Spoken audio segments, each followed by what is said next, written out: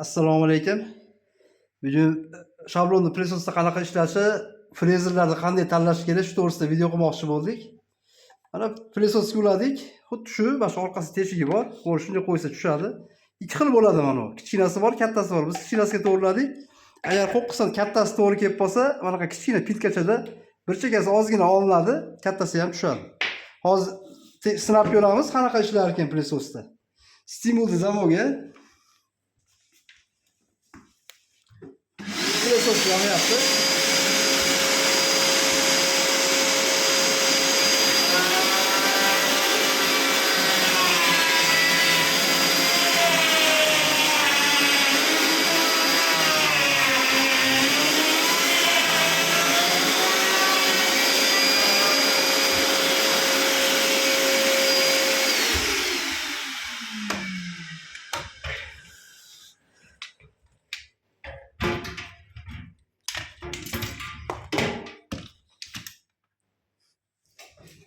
Ishlarga chang qolmadi.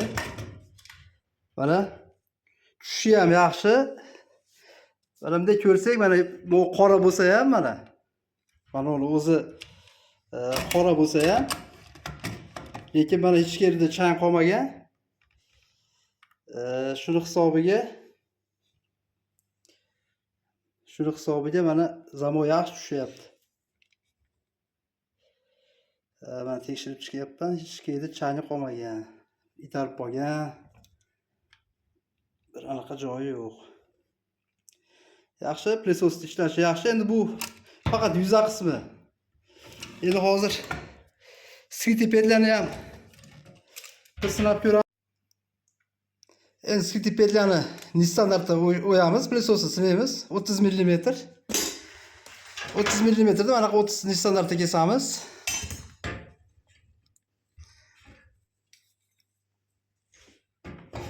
Plamasterda mana belgilab oldim. Mana bu chiziq.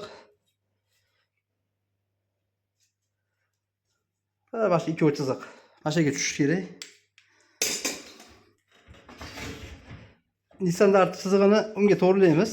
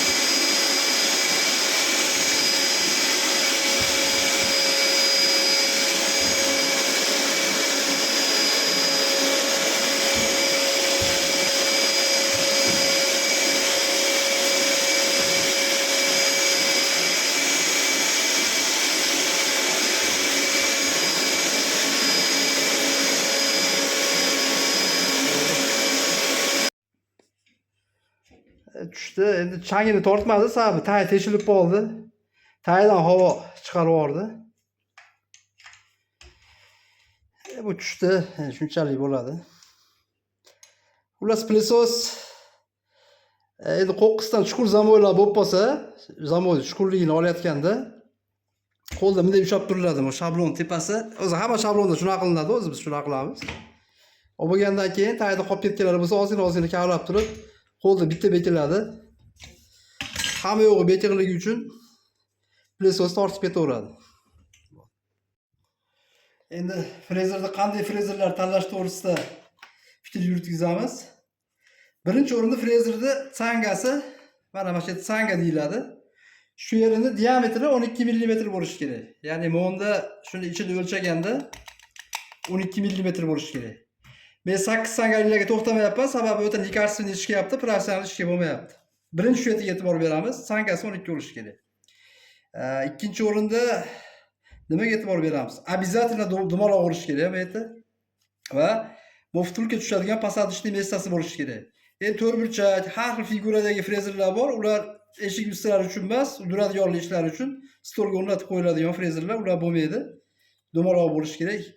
Yana keyin e'tibor beradigan joyim ruchkasi. Albatta frezer olayotganlarda shu ruchkasini 3-4 marta ezib, sinab, 5-6 marta ezib ishlatib ko'ringlar, sababi yo boshidan ishlamayapti yangi frezerdagi. Yo qanchadir vaqt o'tgandan keyin ishlamay qolyapti mana shu ruchkasi. Включатели. Yana bitta e'tibor beradigan narsa, marta оборот degan narsa bor mana. Menikida bor. 1 dan 6 gacha. Albatta frezerda olayotganda shu обороты ishlayaptimi? Ko'pchilikda bor, оборот qo'yilgan, lekin ishlamaydi. Ba'zi frezerlarda ko'ryapman, umuman обороты yo'q. Endi bu оборотni nima keragi bor? Оборотni misol agar past оборотda ishlaydigan frezer bo'lsa, zamogida o'yayotganingizda, petlarni o'yayotganingizda yaxshi chiroyli chiqmaydi, titib qo'yadi. Endi tezroq обороты bo'lsa, оборот tez frezerlar, mana frezerni qo'yganingizdan keyin mana frezani uzunligini, ayniqsa uzunligini qo'ysangiz, urib yoradi, urib ishlaydigan bo'ladi. Shuning uchun обязательно обороtiga qarab olinglar. O'zingizlarga mos оборотni qo'yib olish uchun.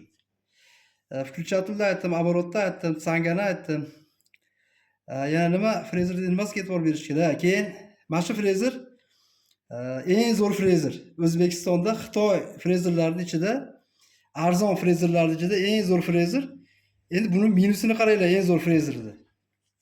Birinchidan qattiq mana. Juda ham qattiq tushib chiqishi xodi. Men buni nimaga tanlaganman? Pishiq, katta ob'yomli joylarga unga bunga bersangiz ham shimoloq bo'lmaydi. Sanga joyi qattiq, u markazi har qalay to'g'ri keladi mana. Juda ham qattiq. Undan tashqari включатели ham menga joy yo'q bormaydi. Maket ishlatgan odam buni включатели bilan birarda bir ishlamay qoladigan holatlari bo'ladi. Yana nima minusi bor? Keyin qaranglar mana. Albatta frezer olayotganda luftiga e'tibor beringlar. Luft bo'ladi hamma frezerda. Mana shunday ham bunday e'tibor berayotgan bo'lsanglar mana. Mana shu turishni ko'rsataman mana.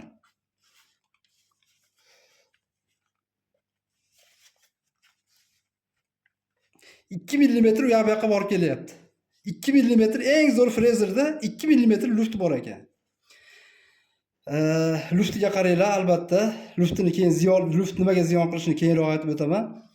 Keyin eng yomoni mana bu albatta frezer olayotganinglarda bu frezasi bo'lmaydi. Shu tushirib mana o'rtasi to'g'ri keladimi, kelmaydimi bir qator mana qadimday o'lchab olish kerak. Nimaga? Sababi men o'zim yaqinda o'zimda bo'ldi. Birov reklamatsiya qilib bering deydi. Qanaqa narsa qilib berish kerak edi. Shunday o'ydim. Zamoyda o'ydimda ketaverdim. Keyin e'tibor bersam, noto'g'ri o'ylabdi, kattaroq o'ylabdi. Hozir bunda ko'rinmayapti. Men uni to'g'rilab oldim. 1/2 mm bu yoqqa, 1/2 mm bu yoqqa qilib. Lekin mana chiqarib yuborsam o'sini mana. Mana Pashti mo tomonda 1 mm ga yaqin oshiqcha o'yib qo'ygan, kattaroq o'yib qo'ygan. Mana bunday bo'lishi kerak emas albatta. Endi nimaga aytyapman? Mana o'rta shunday bo'lyaptiki, men hamma yo'qda bu nimaga noto'g'ri o'yganligini sababini istadim. Vstavkani ko'rdim. Vstavkadan ko'rdim, o'lchadim, to'g'ri chiqdi. Mana frezani o'lchadim.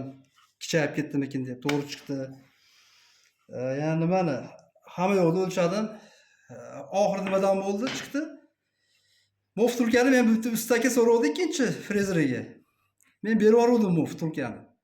Vtulkani berib yubordimda, o'rnimga boshqasini olib kelib qo'yib qo'ydim. Meni ko'zimga qaraganda to'g'riga o'xshab ko'rindi. Lekin aslida noto'g'ri qo'yilgan ekan. Shuni hisobiga to'g'ri kesilib qolibdi. Nimaga aytyapman? Agar shunday frezerlar chiqyaptiki, yarim millimetr razlitsaga zamoyda 1 millimetr noto'g'ri o'yapti. Endi 2 millimetr, 3 millimetr qiyshiq mana o'rtasi, markazi qiyshiq frezerlar ham bor ekan. Bunaqa frezerni olsangiz, birinchidan uzoq ishlamaydi qiyshiqligi uchun. Ikkinchidan, endi ko'pchilik bu vtulkani olyapti-da, agar to'g'riki 1 millimetrga markazi qochib ketgan bo'lsa, bu chekasini egollayapti. Kimdir mo teshigini kattaytiryapti. Bunaqa qilib to'g'rilayapti.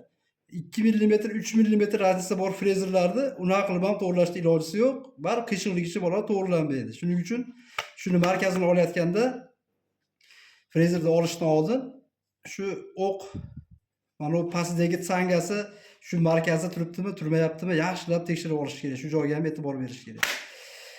Endi yana nimaga qaraymiz endi? Endi xod, рабочий xod bo'yicha.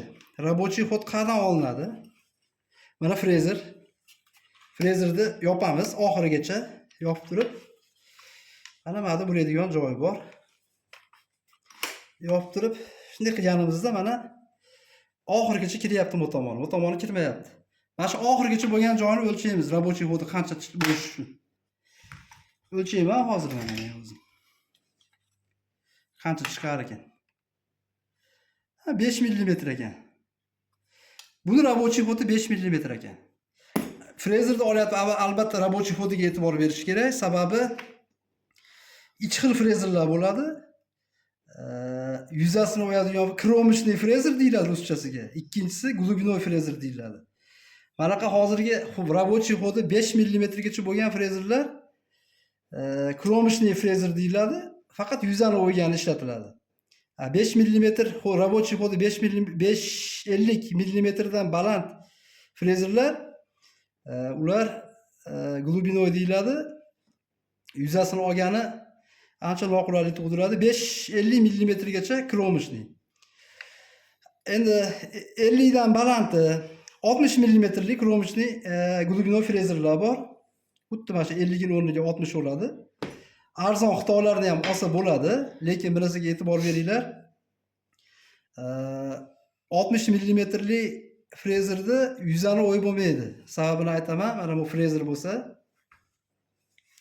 mana shu frezer bo'ladigan bo'lsa, bu bo'yi o'sgan sari, mana xodi o'sgan sari buni lufti ko'payib boradi.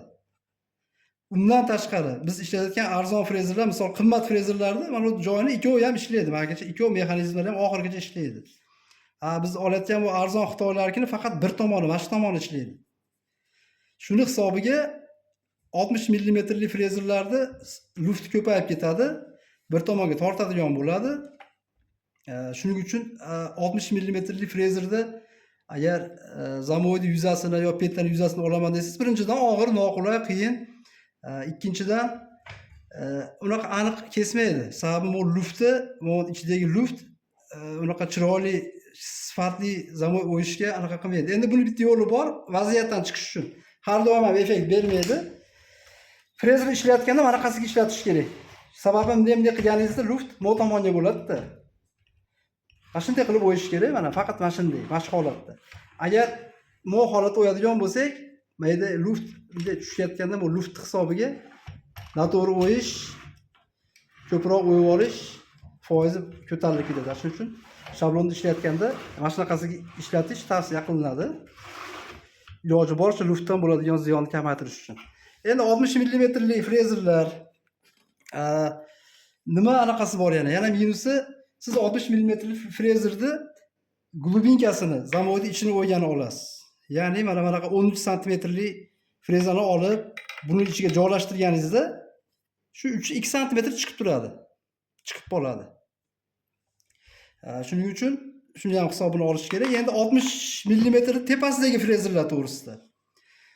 Ko'proq 75 millimetrli, 80 millimetrli frezerlar bo'ladi. Ularda lufti yana ham ko'proq bo'ladi. Men hozir 2 mm, 3 mm deganim yana ham ko'payib ketadi. Uni ham bir tomon ishlaydi, ikkinchi tomon ishlamaydi arzon frezerlarda. Endi shunday bo'ladiki, biz misol maketada shablonsiz ishlaganimizda eshikka o'tirib olasizda, eshik tepasiga. Mana shunday qilib qo'yib, o'yishga to'g'ri keladi. O'yayotganingizda рабочий xod balandligi uchun, ozgina luft borligi uchun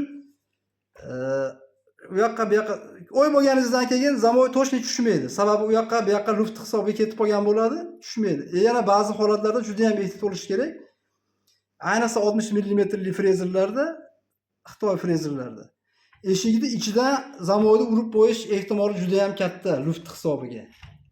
Bunday tushib chiqayotganda, noto'g'ri tushib chiqayotganda eshikning ichidan zamoviy ichini eshikni yorib qo'yishingiz ham ehtimoli bor.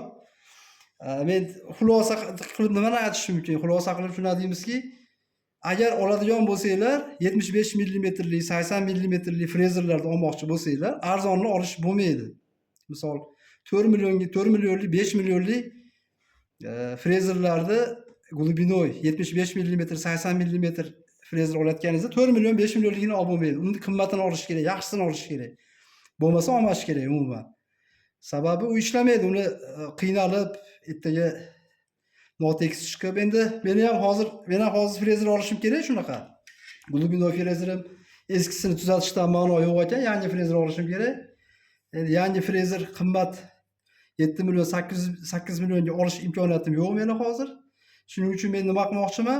Mana 50 xodli bitta frezer, xuddi shuni o'zini olaman deyapman. Bir xil mashin bilan. Рабочий xodi ham hamma yo'g'i.